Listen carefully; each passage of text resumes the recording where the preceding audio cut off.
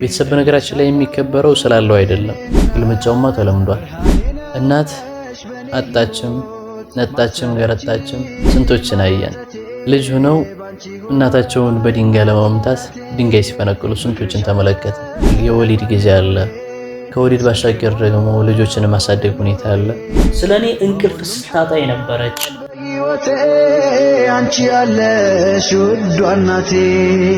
بسم الله الرحمن الرحيم الحمد لله رب العالمين وبه نستعين على أمور الدنيا والدين وصلى الله وسلم وبارك على نبينا محمد وعلى آله وصحبه أجمعين وبعد السلام عليكم ورحمة الله وبركاته የተወዳችሁና የተከበራችሁ የጡባ መልቲ ሚዲያ ፕሮዳክሽን ታዳሚያን እንደምን አላችሁ? ዛሬም ደግሞ እንደወትሮው ሁሉ ለየት ባለና ድንቅ በሆነ ፕሮግራም ተመልሼ መጥቻለሁ። በዛሬው ፕሮግራማችን ስለ እናት ምን ያህል መስዋዕትነት እንደከፈሉልን በምን አይነት ፈተና ውስጥ እንዳሳደጉን የምንዳስስ ይሆናል። እስከ ፕሮግራሙ ፍጻሜ ድረስ አብራችሁን ቆዩ። ለቻናሉ አዲስ ከሆናችሁ ላይክ፣ ሼር፣ ሰብስክራይብ በማድረግ ቤተሰብ ይሁኑ። መርሐባ። እንግዲህ በዛሬው ቆይታችን ስለ እናት የምናወራ ይሆናል። እናት ማለት ለኛ እናት ማለት ለልጆች፣ እናት ማለት ለሀገር፣ እናት ማለት ለህልውና ጭምር ምን አይነት ቦታ አላት? እናት ልጆቿን የምታሳድገው በምን አይነት ሁኔታ ነው? እስኪ የሚለውን የተወሰነ ነገር እስኪ طيب بسم الله الرحمن الرحيم الحمد لله رب العالمين وبه نستعين على أمور الدنيا والدين وصلى الله وسلم على نبيه الأمين نبينا محمد وعلى آله وأصحابه أجمعين أما بعد ونسلم الناقر سلا النات እንደዚህ ነው እንደዚህ ብሎ ለማለት እንደዚህ ደግሞ የሚገልጽ የሆነ አካል በሙሉ ማለት በጣም ብዙ የሆኑ አካላቶች ስለ እናት እጅግ በጣም ብዙ ነገራቶች ሊሩና ሊወሳ ይችላል። የሚነሱት የሆኑት አጀንዳዎችም እጅግ በጣም ሊለያዩ ይችላሉ። የሚያነሷቸውም የሰዎች ደረጃና ማንነት እጅግ በጣም ሊለያይ ይችላል። በጣም ትልልቅ የሆኑ አካላቶች ስለ እናት ያወራሉ፣ ይጽፋሉ። ግን ስለ እናት ማንም ያወራ፣ ማንም ምንም ይናገር፣ ማንም ምንም ይልበል ተነግሮ የሚያልቅና የሚወጣ የሚቋጭ የሆነ ነገር አይደለም። ሁሉም ሰው የሚናገር የሆነ ነገር አለ፣ ፊል የሚያደርገው የሚሰማው የሆነ ስሜት አለ። ወላሁ አዕለም። አላህ ተባረከ ወተዓላን መልካሙን እጠይቀዋለሁ። ሐቂቀተን እናት የሚለው አባባል ቃል ነው። እናት የምትለዋ ቃል ነች፣ እንደ ቃል እንደ ስም ማለት ነው። ቀለል ያለ ነገር ሊሆን ይችላል፣ ግን ከትርጉም አንፃር ለእናት የምንሰጠው ዴፊኒሽን ከዛ አንፃር እጅግ በጣም ከባድና ማንም ከሚያስበውና ከሚገምተው በላይ ከባድና ትልቅ የሆነ ነገር ነው ማለት ነው። ሐቂቀተን እንግዲህ እናት ሲባል ብዙ ሰው እናት ይላል። እናት ቃሉን ብቻ ካየነው ቀላል ሊሆን ይችላል። ነገር ግን ለእናት የምንሰጠው ትርጉም ስለ እናት የምናይበትና የምንገነዘብበት የሆነ ነገር ከራሳችን ተንስተን የኔን እናት አይቼ አንተም የራስህን እናት አይተህ አንቺም የራስሽን እናት አይተሽ የኔ እናት እኮ ከሚለው ከዛ ቢመነጭ እጅግ በጣም የተሻለ ስሜትና የተሻለ ትርጉም ይሰጠዋል ብዬ አስባለሁ። እናም እናት ብሎ ማለት ለኔ ኦልሬዲ እሷነቷን፣ ህይወቷን፣ ማንነቷን በሙሉ አሳልፋ የሰጠችኝ ነች።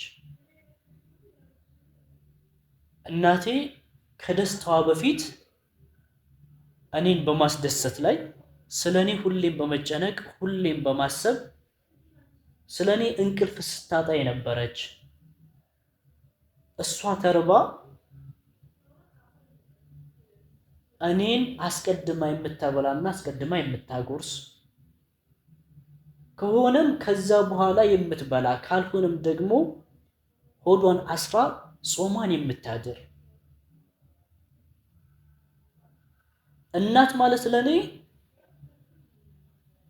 ያላትን በሙሉ እርግፍ አድርጋ አውጥታ ለኔ የሚያስፈልገኝን ነገር በሙሉ የምታሟላና የምታደርግ ነች። እናት ለኔ ውበቷን፣ ቁንጅናዋን፣ እረፍቷን፣ ሰዓቷን፣ ጉልበቷን ሁሉ ለኔ የለገሰችና ለኔ የሰጠች ነች። ሐቂቀትን ያልካቸውና ያነሳቸው ነጥቦች የሚዘነጉና የሚረሱ ነጥቦች አይደሉም።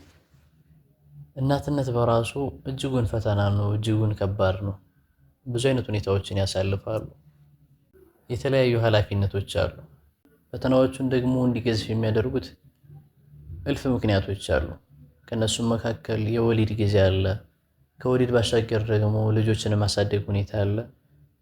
በእነዚህ አይነት ድቅድቅ ጨለማ በበዛበት ህይወት ውስጥ ነው የምታሳልፈው እናት። እናት ማለት እንዳልከው ራሷ ሳትበላ ለአንተ ያላትን አጎርሳ ካገኘች ትበላለች፣ ካጣች ደግሞ ሆዷን አስራ ለአንተ ደፋ ቀና ትላለች። ነገር ግን በእንደዚህ አይነት ሁኔታ ውስጥ ስንቶችን አየን። ልጅ ሆነው እናታቸውን በድንጋይ ለማምታት ድንጋይ ሲፈነቅሉ ስንቶችን ተመለከትን። በእስልምናችን ትልቁ ወንጀል የተባለው ለቤተሰቦች ኡፍ ማለት ነው። ወላ ተቁል ለሁማ ኡፍን፣ ኡፍ እንኳን የምትለዋን ቃል ቢሆን አትናገራት ብሎ አዞን ሳለ አላህ ዛሬ ላይ ቤተሰብ አይከበርም። ቤተሰብ በነገራችን ላይ የሚከበረው ስላለው አይደለም።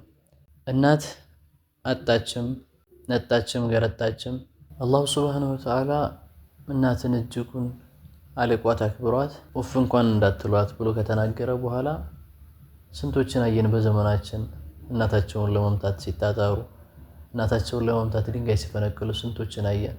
ግልምጫውማ ተለምዷል። ኡፍ ማለት ባልቴት መጣች ማለት አቦሷ ምን ታውቃለች ማለት ሁሉም ነገራቶች ተለምደዋል። እናቶች እንደ ድሮ ክብር የላቸውም። ዛሬ ላይ ሁሉም ሰው ንቋቸዋል። እናት ማለት ሙሉ እድሜዋን ላንተ የገበረች ህይወቷን ቀብዳ ሲዛ አንተን ለመውለድ ስትጣጣር የነበረች ላንተ እጅጉን የምትሳሳልህና የምትራራለህ ከማንም በላይ የምትወድህ አንተ ስትደሰት ካንተ በላይ እሷ የምትደሰት ፍጡር ናት። ነገር ግን አብዛኞቻችን ይህን ዛሬ ላናስተውለው። ወላሂ ያልከው የሆነው ነገር እጅግ በጣም ከባድ ነው። ልብ የሚያደማ ደም የሚያስለቅስ ጉዳይ ነው። አላህ ተባረከ ወተዓላ ከሱ ሐቅ በመቀጠል እጅጉን አደራ ያለውና ወስያን ያደረገበት የተናዘዘበት ጉዳይ የእናትና የአባትን ሐቅ ነው። ይቺ እናት በድካም ላይ ድካምን ያለ እረፍት በጣም ብዙ መስዋዕትነትን ከፍላ የወለደች 9 ወር ሙሉና ከዛ በላይ የሚጨምርም አለ ከዛ የሚቀንስም አለ። ያ ሁሉ ከሆነ በኋላ ወልዳ ስትወልድ የምትከፍለው መስዋዕትነት ህይወትን እጅግ በጣም መራራ ያደርጋል። እጅግ በጣም ከባድ የሆነ ስቃይ ሴት ልጅ የምትሰቃየው የምት ሰዓት ላይ ነው። እንቅልፍ አጥታ ሌሊት እያለቀሱ ህፃናቶችን ወይንም ልጇን ታሳድጋለች። ልጇ እንዳይሸነፍ እሷ ተሸንፋ ህይወትን እንዲያሸንፍ መንገድ ታሳየዋለች። ልጇ ሁሌም ልጇ ነው። ማንም አካል ዓለም በሙሉ ተሰብስቦ አትረባም አትችልም ሲለው እናት አንተ ጀግና ነህ፣ አንተ ትችላለህ በሚል የብርሃን መንገድን የምታበራለት እናቱ ነች። ለዚህም ነው ዛሬ ላይ ብዙ ወጣቶች ቀድሯን የእናትን ትክክለኛ ቀድር ባያውቁትም አላህ ተባረከ ወተዓላ ግን ጀነትን ከእግሯ ስር ያደረገው። በዚህ ጉዳይ ላይ ይሄ ነገር በጣም ከባድ ስለሆነ አገሌን ባማከረው፣ አይ ይሄንኛውን ደግሞ አገሌን ባወራው፣ በዚህኛው ላይ እንኳን አገሌ ይሻላል ብለን ጉዳዮቻችንን እንመድባቸዋለን ወይንም እንዘረዝራቸውና እንከፋፈላቸዋለን። ለሆነ ሰው ጋር ልናወራቸውና ልናማከራቸው ማለት ነው።